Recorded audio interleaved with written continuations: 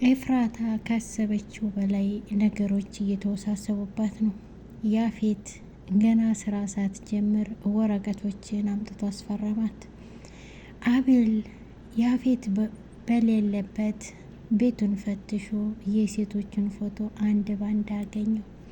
ያንንም አንስቶ ለማስፈራሪያ እየተጠቀመ ቤዛ ከናውድ ጋር ሔዋንን ፈለጋ ወደ ክፍለ ሀገር ልትሄድ ነው።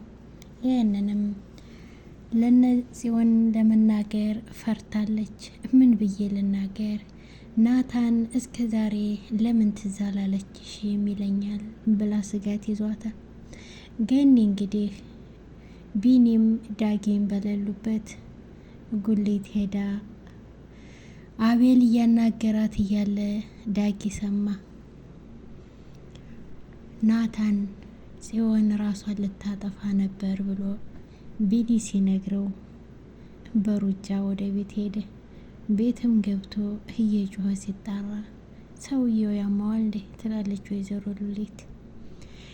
እየተጣራ እያለ ቤት ውስጥ ማንንም አላገኘም። ጽዮን ከውጭ ስትመጣ ወንድምሽ እየጮኸልሽ ነው ስትላት የማትረቢ ብላ ወደ ፎቅ በሩጫ ሄደች። ናታን ግን መረጋጋት አልቻለም። ጽዮንም ላይ ቤዛም ላይ ጮኸባቸው። ሊያረጋጉት ቢሞክሩም ሊረጋጋ በጭራሽ አልቻለም። አሰላሙ አለይኩም ወራህመቱላሂ ወበረካቱ። ውድ ቻናሌ ተከታታዮች እንዴት ናችሁ? አላህ አልሐምዱሊላህ። ለቤት አዲስ የሆናችሁ ሰብስክራይብ በማድረግ ተቀላቀሉ። ነባሮች ላይክ፣ ሼር፣ ኮሜንት በማድረግ አበረታቱኝ። ዛሬ ሐረግ ክፍል 101 ይዤላችሁ መጥቻለሁ። በመቶ ላይ ያየነው መጨረሻ ላይ ናታን ባለበት ስራውን እየሰራ ሆኖ በር እየተቆረቆረ ነበር። በሩንም የሚቆረቆረው ቢኒ ነበር። ከፍቶለት ሲገባ ናታን በስራ ተጠምዷል። በጣም ኮርቼብሃለሁ እያለ እያወራው ቆይ ትናንት ለምን ነበር ስልክ የማታነሳው አለ። አንስተህም ደግሞ ስታናግረኝ ትክክል አልነበርክም ሲለው ቤዛ አልነገረችም እንዴ? ስላልተገናኛችሁ እንጂ ትነግርህ ነበር አለ ቢኒ። ምንድን ነው ለምን በቀጥታ ትነግረኝም ሲል እንዴት ብዬ መናገር እንዳለብኝ ግራ ስለገባኝ እኮ ነው። ትናንት አንተ ስትደውልልኝ ወደ እናንተ ቤት እየሄድኩ ነበር። ፂ ምን ሆነች ሲለው ፂ እራሷን ልታጠፋ ነበር ሲል የምታወራውን አውቀዋል አለ ናታን። አዎ አሁን ደህና ነች ሲለው ናታን ግን ሊረጋጋ አልቻለም። በሩጫ ከሩሙ ወጥቶ ወደ ጽዮን መሮጥ ጀመረ። ቢኒም ተከትሎት ሮጠ። አቶ ያፌት ወረቀቶች አምጥቶ ኤፍራታን አስፈረማት። የኔ ንግስት፣ አቤት። አንቺ ባለመፈረምሽ ምክንያት ብዙ ስራዎች እየተበላሹ ነው። ወረቀቱን አምጥቼልሻለሁ ሲላት ኤፍራታም በቁጣ ምንድን ነው 10 ጊዜ ወረቀት የምትለው? አንተ መፈረም አትችልም? ይሄ ደግሞ ምን ማለት ነው? ምን ማለት ሊሆን ይችላል? ቀጥተኛ ጥያቄ ነው የጠየቅኩህ። የኔ ንግስት፣ ለምንድን ነው ግራ የምታጋቢኝ? ለመጨረሻ ጊዜ ነው የምነግርሽ። ወረቀቶቹን አንብቢና ፈርሚባቸው። ደግሞ ስራ ውስጥ እስከገባሽ ድረስ ብዙ የምትፈርሚያቸው ወረቀቶች ይኖራሉ። ስለዚህ እሱንም ልታምኒበት ይገባል። ኤፍራታም ብዙ ካሰበች በኋላ ወረቀቶቹን ፈረመችባቸው። ያፌትም በሰራው ተንኮል እየሳቀ እሷም እስኪ ምን እንደምታመጣ እናያለን ስትለው ደነገጠ። ለምንድን ነው ሰው ያላሰበውን መጥፎ ነገር የምታሳስቢው? አረ እንደዚያ ነው። እሺ አሁን የት ልትወስደኝ ነው? ቆይ ቢሮ አንሄድም እንዴ? አይ ዛሬ ቢሮ አንሄድም። መጀመሪያ የሆነ የማሳይሽ ቦታ አለ፣ ወደዚያ ነው የምንሄደው። አቤልም ያፌትና ኤፍራታ በሌሉበት ቤት ፈትሾ ያፌት ያስቀመጡን ፎቶዎች በሙሉ አገኛቸው። እሱም ፎቶዎቹን አንድ ባንድ አገላብጦ አያቸው። ዳጊ ጽዮንና አዲሷ ልጅ ከተቀጣጠሩበት ቦታ ተገናኙ። ተገናኝተውም ምን ማድረግ እንዳለባቸው እንዴት መስራት እንዳለባቸው ተመካክረው ሶስቱም በተለያየ አቅጣጫ ሄዱ። ወይዘሮ ሉሊት ቤቷ ቁጭ ብላ ምግብ እየበላች ባለችበት ጽዮን እያለ እየጮኸ ናታን ገባ። ናታንም ጽዮን ላይ ናት ብሎ ሲጠይቃት ቆይ እናንተ ሰዎች ትልቅ ሰው የለም ብላችሁ ነው እንደፈለጋችሁ የምትወጡት የምትገቡት የምትሮጡት አለች። ቆይ ትንሽ እንኳን እኔን አታከብሩኝም እንዴ? ናታንም እየተጣራ ወደ ፎቅ ወጣ።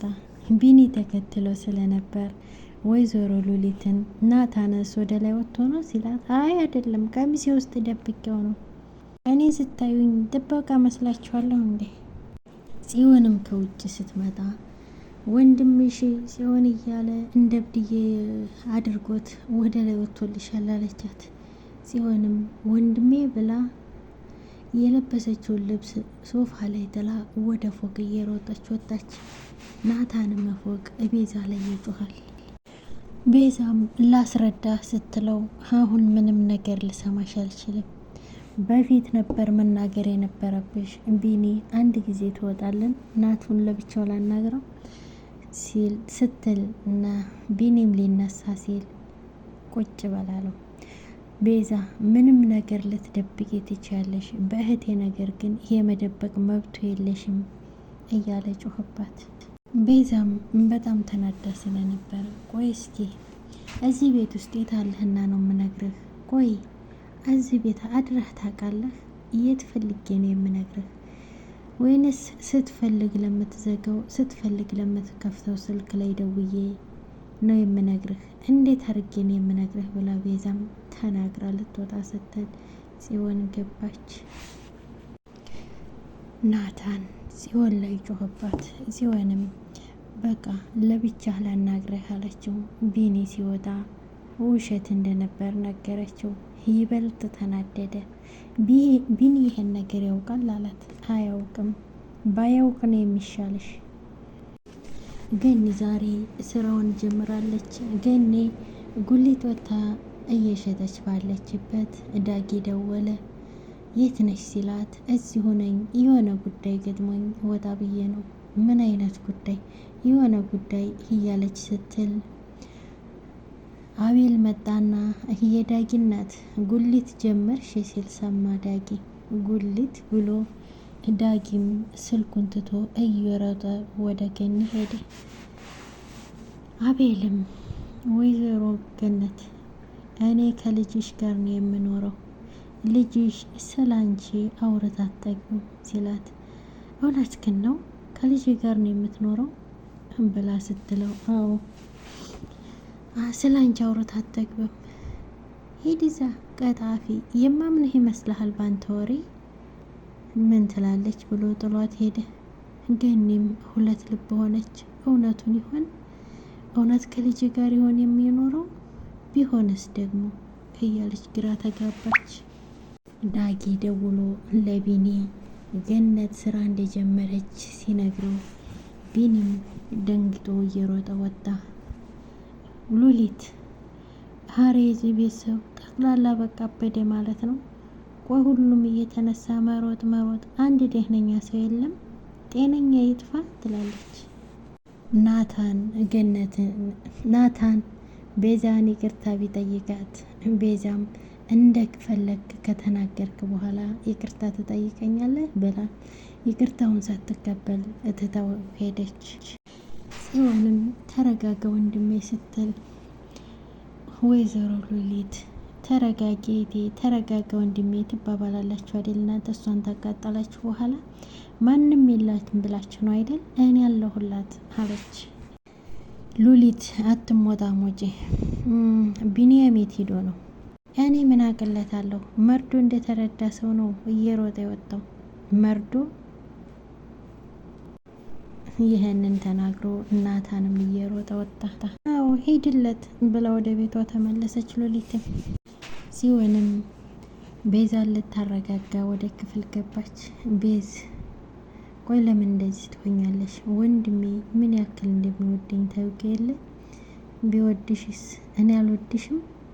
አረ እንደዚህ ለማለት አይደለም። እሱስ ልክ ነሽ። ናቱ ከስንት ጊዜ በኋላ ፊት ነሳኝ። ናቱ ፊት ሲነሳኝ ተበሳጭቼ ነው።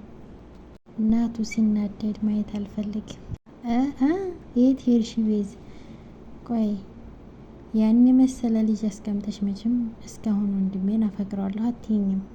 ምን አንቺ በሽተኛ የሆንሽ ልጅ፣ እውነቱን ስላወቅኩብሽ ነው ብለው ወደ ቀልዳቸው ገቡ።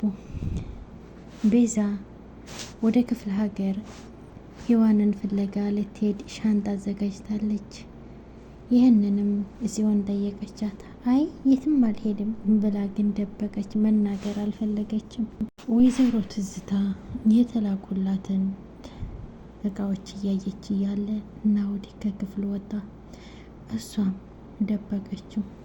ስትደብቅ አይ ባላየሁ ቁጥር የዋላት በዚህ ሰዓት ምን ትሰራለህ ቤት ስትለው ምንም አልሰራም። ስራ ትገባ ለምን አልሄድክም? አይ ዛሬ ስራ መሄድ አልፈልግም። ዛሬ ስራ መግባት አልፈለኩም። ይሄ ደግሞ ምን ማለት ነው? ቆይ እንዴት ነው የሚያደርግህ? እንዴት ነው የምትመልስልኝ? እና እንዴት ልመልስልሽ? በቀጥታ እኮ ነው የመለስኩልሽ። ወደ ቀኝ ወደ ግራ ማለት ነበረብኝ። ትሰማኛለህ? ከዚህ በላይ ባትፈታተነኝ ጥሩ ነው። ለነገሩ የዛ የማይረባ ልጅ ሆነ። ይሄን ነገር ግን ናኦድ መቋቋም አልቻለም። እናቱን አፈጠጠባት። ምንድን ነው ያልሽው? የዛ የማይረባ ብሎ ሲያፈጥባት ወይዘሮ ትዝታም ደነገጠች። ዳጊ ወደ እናቱ እየሮጠ እያለ መንገድ ላይ አቤልን አገኘው። ሁለቱም ተፋጠጡ። ውድ የቻናሌ ተከታታዮች ለዛሬ ይዤላችሁ የመጣሁት ይህን ይመስል ነበር። ቪዲዮውን እስከ መጨረሻው ተከታተሉት። ላይክ ሼር፣ ኮሜንት፣ ሰብስክራይብ በማድረግ አበረታቱኝ። በሌላ ቪዲዮ እስከምመጣ ሰላም ሆኑልኝ።